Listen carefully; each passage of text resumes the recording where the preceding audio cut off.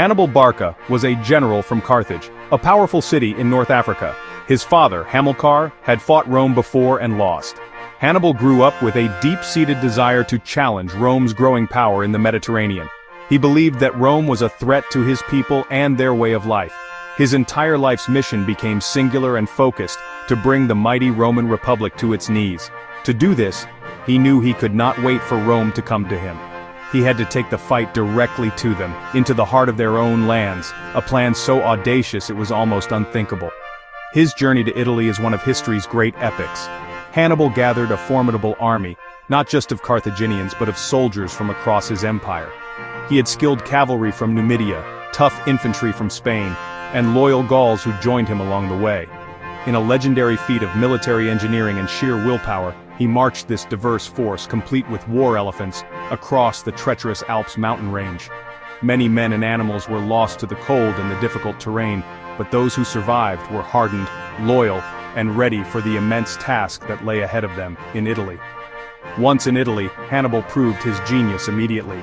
He won several key battles before Cannae, such as at the Trebia River and Lake Trasimene. Each victory was a lesson for the Romans, but they were slow to learn.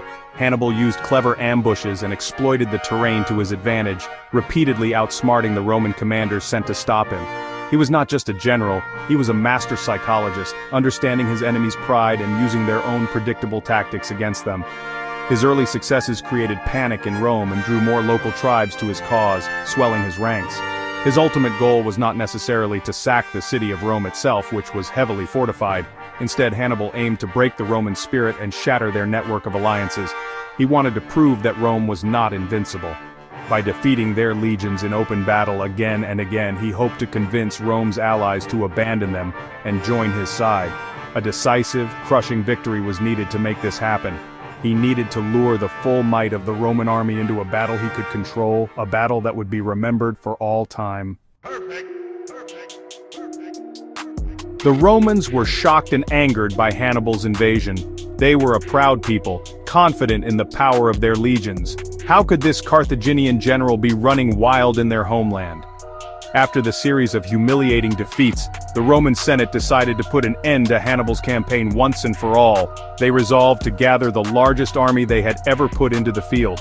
They believed that sheer, overwhelming numbers would be enough to crush the smaller, more mobile Carthaginian force. Their strategy was simple: find Hannibal, force a battle, and destroy him with brute force. Two consuls, Gaius Terentius Varro and Lucius Aemilius Paulus, were given command of this massive army. They had nearly 86,000 soldiers, a truly staggering number for the ancient world. The Roman legion was the most effective fighting unit of its time, organized and disciplined. The soldiers were heavily armed with swords, shields, and javelins. They were confident, perhaps even arrogant. They looked at Hannibal's smaller army of about 50,000 men and saw an easy victory. Varro, in particular, was eager for a glorious battle and pushed to engage Hannibal as soon as possible, dismissing the more cautious advice of Paulus. The Roman plan was straightforward and traditional.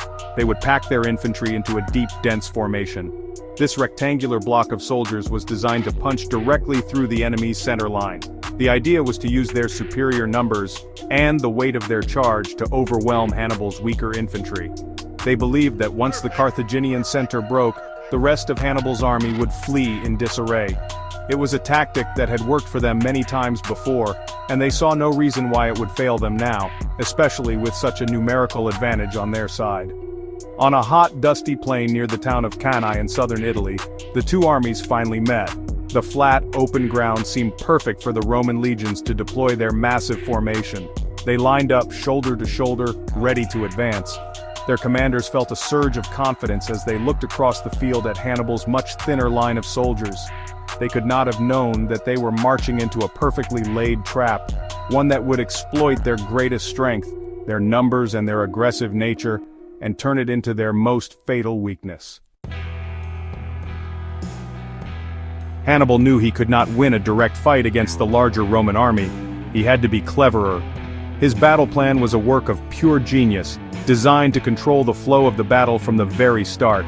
He placed his weakest troops, the Spanish and Gallic infantry, in the very center of his line. But he did not arrange them in a straight line. Instead, he pushed them forward into a crescent shape, a bulge that pointed directly at the heart of the Roman formation. This was a deliberate and tempting target for the aggressive Roman commanders. On the sides of his army, on the wings, Hannibal placed his best soldiers.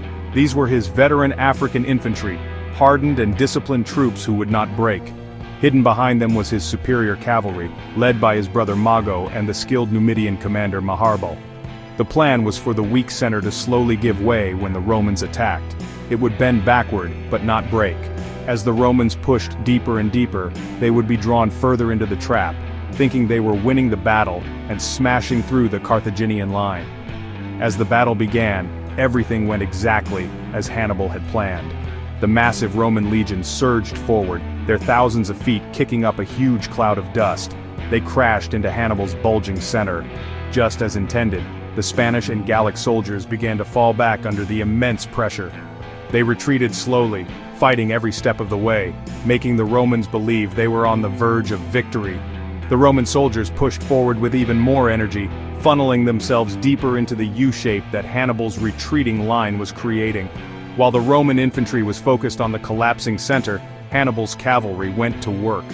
On the flanks, his horsemen charged and quickly defeated the weaker Roman cavalry. Once the Roman horsemen were chased from the field, Hannibal's cavalry did not pursue them. Instead, they turned around and swept behind the Roman legions.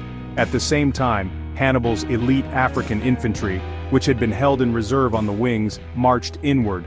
The trap was now sprung. The Romans, who thought they were winning, suddenly found themselves surrounded on all sides. For the Roman soldiers trapped inside Hannibal's circle, the situation became a nightmare. They were packed so tightly together that many of them could not even lift their arms to swing their swords. They had pushed so far forward that the men at the back were now at the front of a new battle line, facing the Carthaginian cavalry that had closed the trap behind them. Panic and confusion replaced the confidence they had felt just moments before. The massive Roman legion, their greatest weapon, had become a prison of their own making, a killing field from which there was no escape. The slaughter that followed was horrific. Hannibal's soldiers attacked the helpless Romans from all directions. The Carthaginians on the outside had space to move and fight, while the Romans were a compressed mass of bodies. For hours the killing continued under the hot Italian sun. When the day was done, the battlefield was covered with the dead and dying. Sources say that out of the 86,000 Romans who marched into battle, as many as 50,000 to 70,000 were killed, including the consul Paulus and 80 Roman senators. It was one of the single deadliest days in military history. Hannibal had won his masterpiece victory, but it did not win him the war. While many of Rome's allies in southern Italy did defect to his side, the core of the Roman Republic held firm. Rome refused to surrender. They raised new armies and adopted new, more cautious tactics, avoiding open battle with Hannibal whenever possible. In the end, Rome's immense resources and unyielding determination allowed them to outlast the Carthaginian general. Hannibal remained in Italy for more than a decade, but he never again achieved a victory as complete as the one at Cannae. Despite the ultimate outcome of the war, the Battle of Cannae is still studied today by military leaders, strategists, and historians around the world. It is the perfect example of a pincer movement or double envelopment, where a smaller, weaker force can defeat a larger, stronger one through superior tactics and brilliant leadership. The battle shows how understanding enemy psychology and using deception can be more powerful than brute force. Hannibal's plan at Cannae remains the gold standard for tactical genius, a timeless lesson in the art of war.